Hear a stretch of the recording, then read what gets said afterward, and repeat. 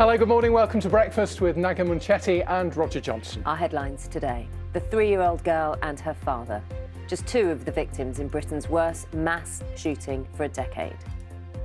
Jake Davison's gun and permit were confiscated by police after he was accused of assault, but returned to him weeks before the attack. The police watchdog investigates why. Crisis in Afghanistan. The US government warns the Taliban could seize the capital within a month as militants continue to make gains across the country. And what a start for Brentford. They stern Arsenal in a buzzing Brentford Community Stadium as fans return and the Premier League season begins. Good morning. It's a variable weekend weather-wise. We've got low pressure moving in from the west, bringing a bit of rain for some of us, but equally some sunshine on the cards too. I'll have all your weather details here on BBC Breakfast. It's Saturday, the 14th of August. Our top story today. Hundreds of people gathered at a candlelit vigil in Plymouth last night to remember the 5 people killed in Thursday's mass shooting. The youngest victim, Sophie Martin, was just 3 years old. It comes as an investigation is launched by the police watchdog to understand why the gunman, Jake Davison, was allowed to take back his confiscated firearm and permit weeks before the attack. Aruna Iyengar reports. The youngest face of Plymouth's tragedy, Sophie Martin, just 3 years old, was out for a walk with her dad Lee when they were both shot dead by Jake Davison. Sad time for this part of the world, but our community will show the rest of it how good we are. Last night, people came together from Keyham and surrounding areas to try to make sense of what happened. Could have been any of us. Could have been we regularly walk our dogs kids in the area. We go for runs together in the area. So, yeah, it's tough to know that what's happened has happened. It's now emerged that the killer, Jake Davison, had his shotgun and permit taken off him by police in December following an allegation of assault, but these were returned to him last month. Then, on Thursday evening, 6 minutes of violence, the worst mass shooting in more than a decade. The sequence of events started at a house in Biddick Drive, where Davison shot and killed his mother. He then went onto the road and fired again, killing 3-year-old Sophie Martin and her father Lee. The gunman then headed into a nearby park, shooting and injuring another man and woman. They're both being treated in hospital. In the park, he killed 59-year-old Stephen Washington before heading to Henderson Place, where he shot his 5th victim, 66-year-old Kate Shepherd, who later died in hospital. It was here that the gunman then shot himself and was declared dead at the scene. Police are looking at motives for the shooting. Online, Jake Davison was involved in the incel, or involuntary celibate subculture of people who resent their lack of a sexual partner. His YouTube content mostly showed him lifting weights in his home gym. In one message he posted, he spoke of feeling beaten down and defeated by life. We're the lucky ones, you know, what those families and friends are going through for those lost ones. Terrible. The candles here mark this community's hope for the future. Aruna Iyengar, BBC News. Let's get more now from our reporter Laxmi Gopal, who's in Keyham this morning. Laxmi, this is a community that's going to be devastated, as we saw from the vigil, from what's happened.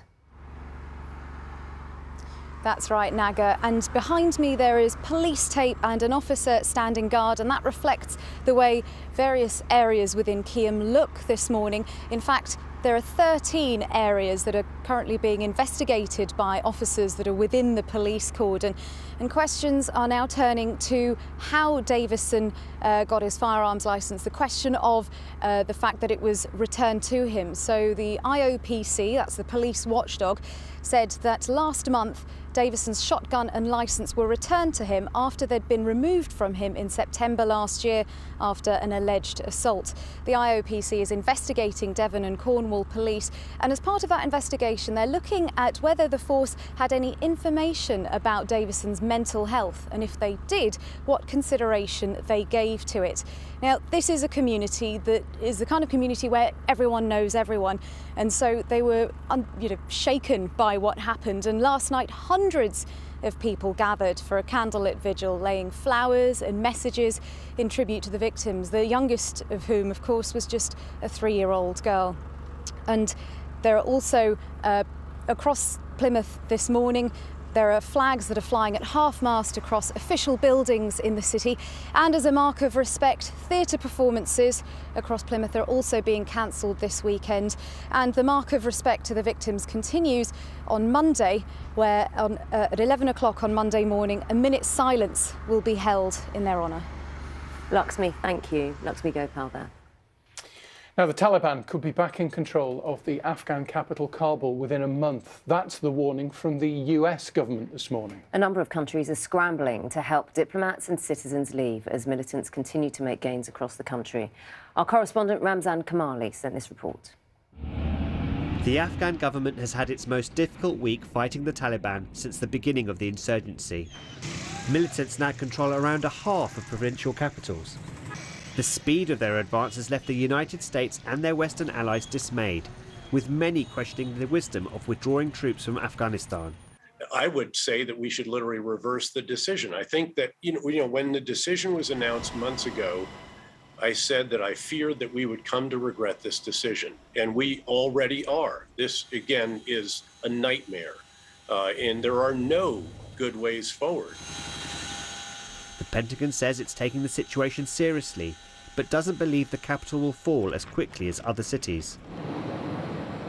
With 600 troops preparing to help evacuate British nationals and former Afghan staff from Kabul, Prime Minister Boris Johnson admitted it's a difficult situation, but defended the UK's involvement in Afghanistan. We have seen no Al-Qaeda attacks against the West for a very long time.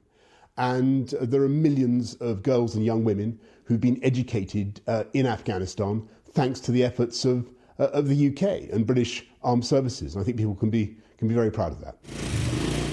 The latest US intelligence assessment suggests the militants could try to advance on Kabul within 30 days. The fighting has already displaced more than 250,000 people. And the UN fears the situation is spinning out of control, with devastating consequences for civilians. Ramzan Karmali, BBC News. The cost of NHS coronavirus tests for international arrivals to the UK has been reduced by the government. People will now have to pay £68 for a single test instead of £88. The Department of Health is carrying out a review of private providers listed on the government website to ensure that prices aren't misleading. The new head of the NHS in England says she fears tens of thousands of people are not requesting life-saving checks because they're unable to spot common cancer symptoms. Research also suggests that 3 in 5 people would delay seeking medical advice because they don't want to be a burden during the pandemic. Our health correspondent Anna Collinson reports. Cancer services are back to pre-pandemic levels and are busy.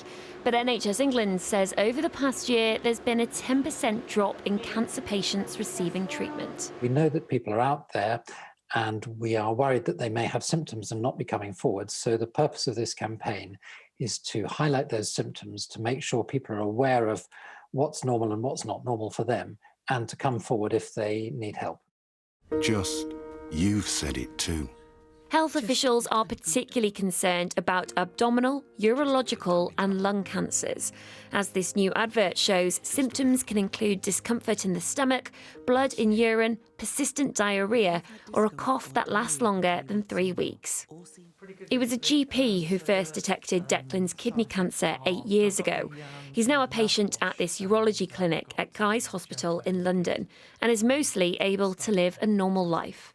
If there's something bothering you, it may not be something serious, but it's absolutely worth getting it checked out, and I know that you can go to your GP. I think some people think things aren't happening now, but they are. The earlier cancers are detected, the more likely it is they'll be treated effectively. If a patient spots a possible symptom, the NHS says it's ready to help. Anna Collinson, BBC News. Some parents in England say that they're struggling to get a COVID vaccine for their clinically vulnerable children nearly 4 weeks after they became eligible for one. Yeah, 12 to 15-year-olds who are at high risk or living with someone with a weakened immune system were added to the vaccination programme on the 19th of July. Here's more from our health correspondent, Catherine Da Costa. There's the big red chicken. That's right, you clever girl. Lovely, and what a lovely smile as well. You're so good at these. Well done. Now, 15-year-old Veronica Rospigliosi enjoying an online therapy session at home in southwest London during lockdown in February. Veronica has severe neurodisabilities. Last month, 12 to 15-year-old children who are at high risk from COVID like her were advised to have a vaccine, as well as those living with someone with a weakened immune system. But nearly 4 weeks on, and with the start of a new school term in sight, dozens of families like hers are still desperate for information about when they'll get one.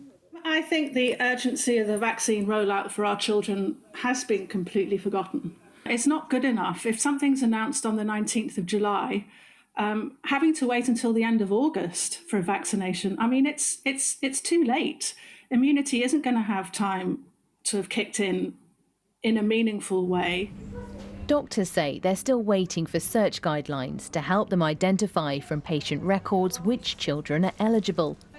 I can understand that parents and children are anxious about this because they want to be sure they get at least one vaccine before the school year starts in a few weeks' time in England.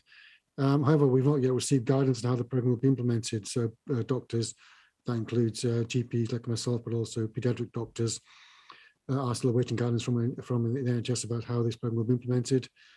But NHS England say they have provided guidance on how to proceed. In a statement, they said GP-led vaccination centres are already contacting children and their parents, with thousands vaccinated in a matter of days following the necessary safety checks and training. Local services are on track to offer a vaccine to eligible 12 to 15-year-olds by the start of the school year, as originally planned. Eligible children in the other UK nations are also being invited in for a jab. The NHS in Scotland said nearly a quarter of 12 to 15-year-olds there had received a first dose. Catherine da Costa, BBC News.